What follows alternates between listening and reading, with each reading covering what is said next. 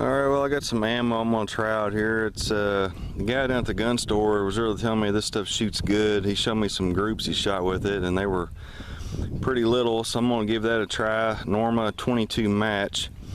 They also had some of this TAC 22 Subsonic. I'm not sure if it'll run in my 1022 or not, but I'm gonna give both of them a try, see how they group at 50 yards, and just give it a shot. I'll probably shoot like 10 spotters just to get the bore kind of conditioned, and then just shoot like 2 5-shot groups of each one just to see how they shoot. So, just a little fun 22 shooting here, see what happens.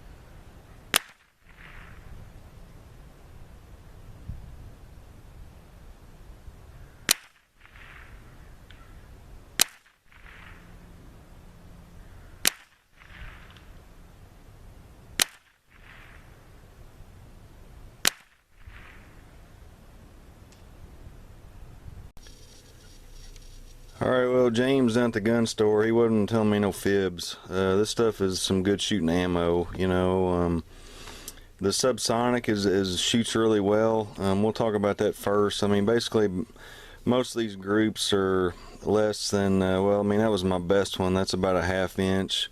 It's 0.6, and then this is close to 0.7. I mean, there's a nickel. You can see how big the target is there.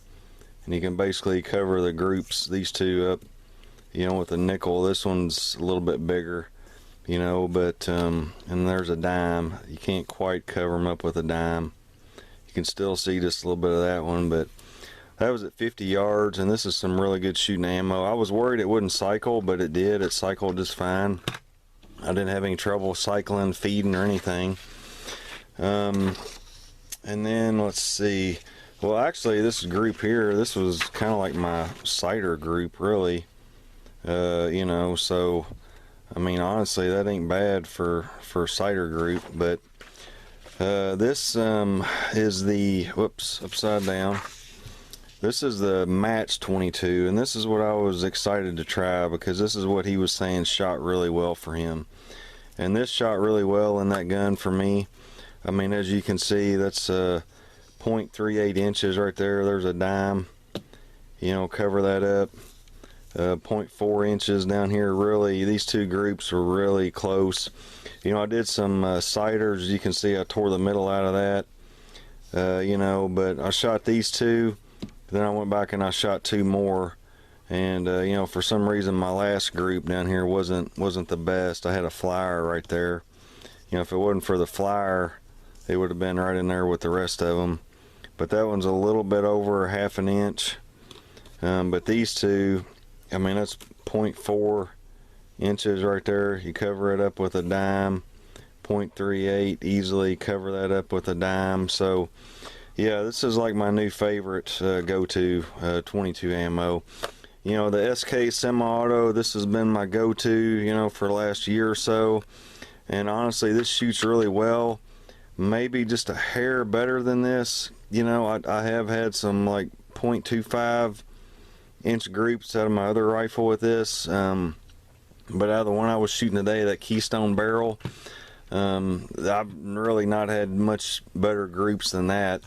And this is kind of hard to find, and honestly it's a little bit more expensive. You know, it's about $2, and neither of this ammo is cheap. You know, this is going to run you about $7 or $8, you know, for that, and this is going to run you about $9 or $10 if you can find it. So it's not on a cheap side, but I'm gonna tell you what, this stuff, I mean, shoots so good, and it's so much fun just shooting tiny little groups like that. You know, it never gets old. So, you know, this is going to be my new go-to right here, this Match 22, and I'm gonna go back down to the gun store, and I'm gonna buy a bunch more of it, maybe all they've got. I don't know, we'll see what happens. But anyways, I just want to go out and try that out today, and man, I'm happy with it. That stuff is shooting good, and you know, what else can you say? I mean, I was still hitting, you know, 2-inch steel at 100 yards with this. I mean, no problem. It was, you know, like kids play, really. So